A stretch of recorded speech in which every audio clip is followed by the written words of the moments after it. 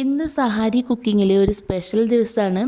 എൻ്റെ ജീവിതത്തിലെ ആദ്യത്തെ കാറ്ററിംഗ് ഓർഡർ മറ്റാരുമല്ല, എൻ്റെ പ്രിയപ്പെട്ട ഉമ്മയാണ് എനിക്ക് ഈ ഓർഡർ തന്നത്.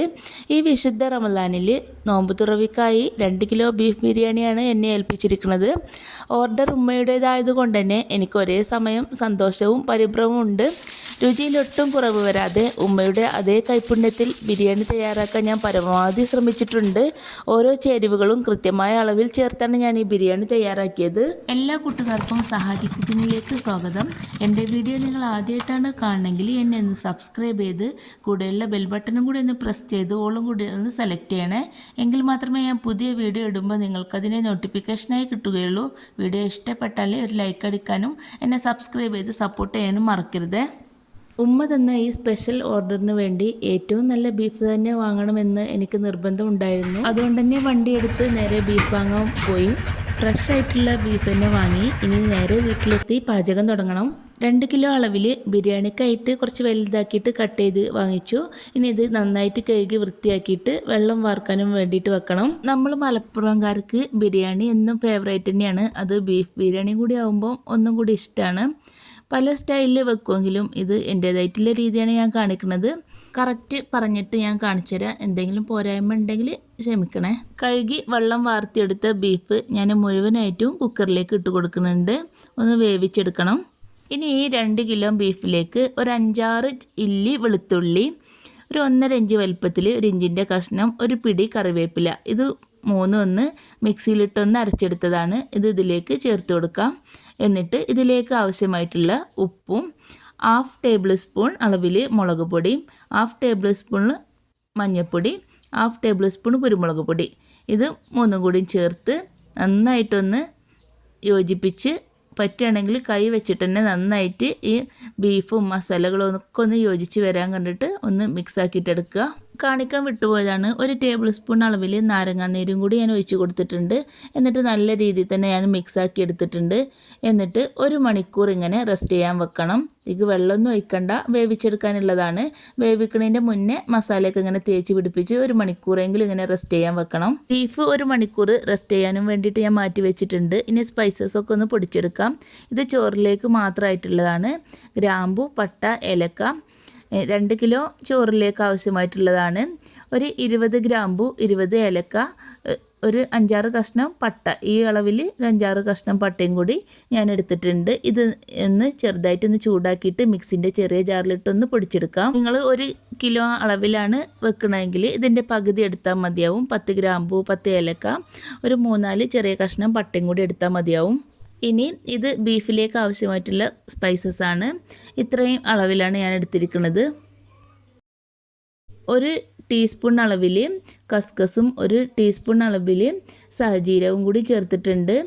ഇനി ജാതിക്കയും ജാതിപത്രിയും തക്കോലവും കൂടി ഉണ്ട്. അതൊക്കെ ഞാൻ ഈ ഒരു അളവിലാണ് എടുത്തിരിക്കുന്നത് 2 കിലോ ബീഫിലേക്ക്. ഇതും തന്നെ ഒന്ന് ചൂടാക്കിയിട്ടൊന്ന് പൊടിച്ചെടുക്കുക. സ്പൈസസ് രണ്ടും ഞാൻ പൊടിച്ച് മാറ്റി വെച്ചിട്ടുണ്ട്. ഇനി നമുക്ക് ആദ്യം തന്നെ ചോറിലേക്ക് ആവശ്യമായിട്ടുള്ള ഉള്ളി ഒന്ന് ഫ്രൈ ആക്കിയിട്ടെടുക്കാം. ഇതിലേക്ക് സൺഫ്ലവർ ഓയിലും അതുപോലെ RKGയും കൂടിയാണ് ഞാൻ രണ്ടും മിക്സ് ആക്കിയിട്ടാണ് ചേർത്ത് കൊടുത്തത്. മീഡിയം സൈസിൽ 5 വെല്ലുള്ളി ഞാൻ നീളത്തിൽ അരിഞ്ഞെടുത്തതാണ്. ഇത് നല്ല രീതിയിൽ ബ്രൗൺ കളർ ആവോളം ഒന്ന് ഫ്രൈ ആക്കിയിട്ട് എടുക്കണം. കരിഞ്ഞു പോവാതെ ശ്രദ്ധിക്കണം. ഫ്രൈ ആക്കി വരുമ്പോൾ പിന്നെ അണ്ടിപ്പരിപ്പും മുന്തിരിയും കൂടി ഇട്ട് കറിവേപ്പിലയും ഇട്ട് വേണം കോരിയെടുക്കാനായിട്ട്. ഫ്രൈ ആയ ഉള്ളി മറ്റൊരു പാത്രത്തിലേക്ക് ഞാൻ കോരി മാറ്റിയിട്ടുണ്ട്. ഇനി അതേ ഓയിലിലേക്ക് തന്നെ ഞാൻ മസാലയ്ക്ക് ആവശ്യമായിട്ടുള്ള ഉള്ളിയും കൂടി ഇട്ട് കൊടുക്കുന്നുണ്ട്. പിന്നെ ആവശ്യമെങ്കിൽ ഓയിൽ ഒഴിച്ച് കൊടുക്കാം. മസാല കുറച്ച് അധികം വേണമെന്ന് പറഞ്ഞതുകൊണ്ട് തന്നെ ഒരു മീഡിയം സൈസിൽ 10 വെല്ലുള്ളി ഞാൻ എടുത്തിട്ടുണ്ട്.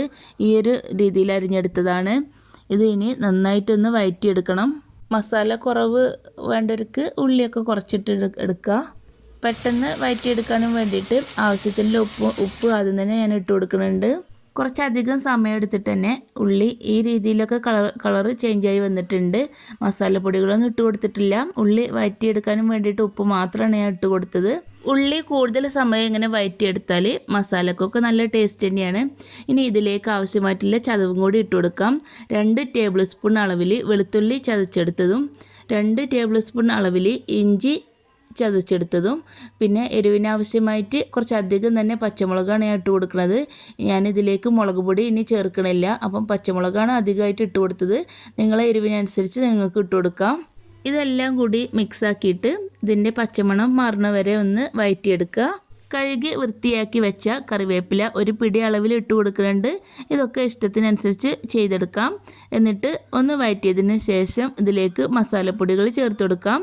1.5 ടേബിൾ സ്പൂൺ അളവിൽ മല്ലിപ്പൊടി, 3/4 ടേബിൾ സ്പൂൺ അളവിൽ വലിയ ജീരകത്തിൻ്റെ പൊടി, 2 ടേബിൾ സ്പൂൺ അളവിൽ ബിരിയാണി മസാല, ബീഫിലേക്കുള്ളത് നമ്മൾ നേരത്തെ ഒന്ന് വറുത്ത് പൊടിച്ചെടുത്തത്, ഇതും കൂടിയും ചേർത്ത് കൊടുക്കുന്നുണ്ട്.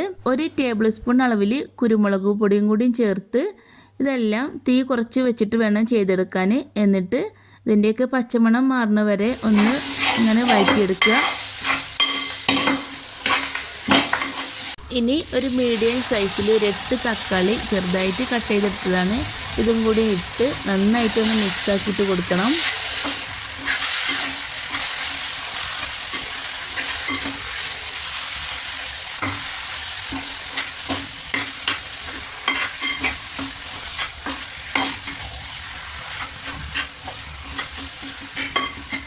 തക്കാളി ഒന്ന് വാടിയതിന് ശേഷം ഈ ഒരു കപ്പിന് 2 കപ്പ് അളവിൽ നല്ല പുളിയുള്ള തൈര് തന്നെയാണ് ഒഴിച്ചു കൊടുക്കുന്നത്.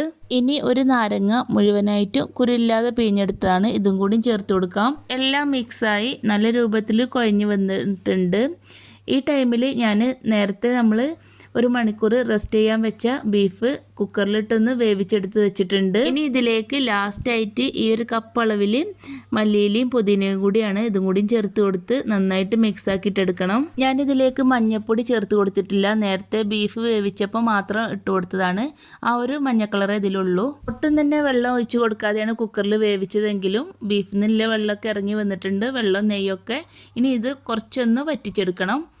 ബീഫും മസാലകളൊക്കെ ഒന്ന് മിക്സ് ആക്കിയിട്ട് എടുക്കുക.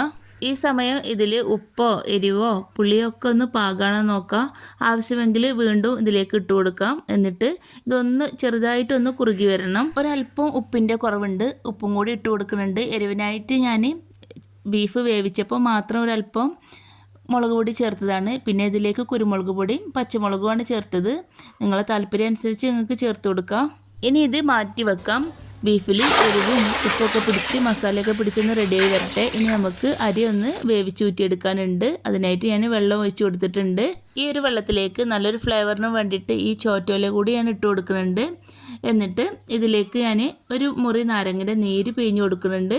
ഒരു 4 പിഴിഞ്ഞെടുത്ത നാരങ്ങൻ്റെ തോടും ആവശ്യത്തിന് ഉപ്പും ഒരല്പം ക്യാരറ്റും കൂടി ഇട്ട് ഇനി ഇത് നന്നായിട്ടൊന്ന് തിളച്ച് വരട്ടെ. 2 കിലോ അളവിൽ അരി ഞാൻ കഴുകി ഊറ്റി വെച്ചിട്ടുണ്ട്. ഇനി ഈ തിളച്ച വെള്ളത്തിലേക്ക് അരി മുഴുവനായിട്ട് ഇതിലേക്ക് ഇട്ട് കൊടുക്കാം. വെള്ളത്തിലേക്ക് ഞാൻ അല്പം സൺഫ്ലവർ ഓയിൽ ചേർത്ത് കൊടുത്തിട്ടുണ്ട്, തമ്മിൽ ഒട്ടിപ്പിടിക്കാതിരിക്കാൻ വേണ്ടിയിട്ടാണ്.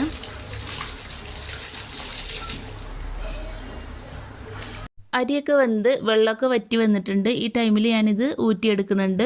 അരി മുഴുവനായിട്ടും മറ്റൊരു പാത്രത്തിലേക്ക് ഊറ്റി മാറ്റി വെച്ചിട്ടുണ്ട്. ഇനി നമുക്ക് ചോറൊന്ന് ദമ്മിട്ടെടുക്കണം. അതിനായിട്ട് നേരത്തെ മസാലയൊക്കെ റെഡിയാക്കി വെച്ച മസാല ഞാൻ ഈ ഒരു പാത്രത്തിലേക്ക് മുഴുവനായിട്ട് ഇട്ട് കൊടുക്കുന്നുണ്ട്. ഇതിൻ്റെ മുകളിലായിട്ട് ഞാനൊരു കഷ്ണം വാഴയിലയും കൂടി വെച്ച് കൊടുക്കുന്നുണ്ട്.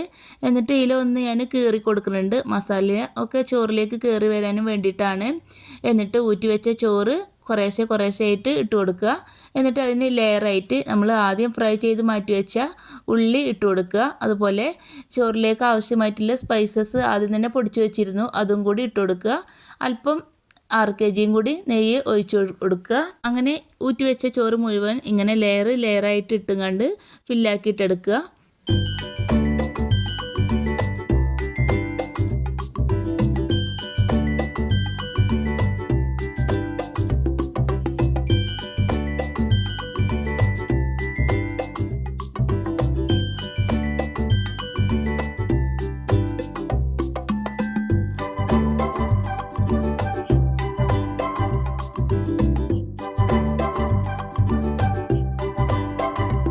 ചോറും ലെയറായിട്ട് മസാലപ്പൊടിയും ഫ്രൈ ആക്കിയ ഉള്ളിയും നെയ്യൊക്കെ ഒഴിച്ച് കൊടുത്ത് പാത്രം അങ്ങനെ ഫില്ലാക്കി എടുത്തിട്ടുണ്ട്.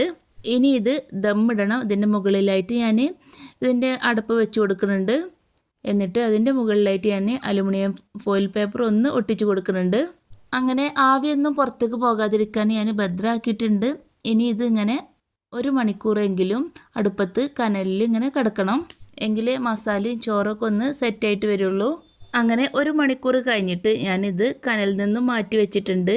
ഇനി ഇത് ഉമ്മാക്ക് കൊടുത്തു വിടാനുള്ളതാണ്. വളരെ സ്നേഹത്തോടെ ഉമ്മ എനിക്ക് തന്ന ഈ 2 kg ബീഫ് ബിരിയാണിൻ്റെ ഓർഡർ വളരെ സന്തോഷത്തോട് കൂടിയിട്ട് തന്നെ ഞാൻ ചെയ്ത് പൂർത്തിയാക്കിയിട്ടുണ്ട്. ഉമ്മാക്ക് കൊടുത്തു വിട്ടിട്ടുണ്ട്. എൻ്റെ വീഡിയോ നിങ്ങൾക്ക് ഇഷ്ടമായിട്ടുണ്ടാവും വിചാരിക്കുന്നു. മറ്റൊരു വീഡിയോയുമായി വീണ്ടും കാണാം.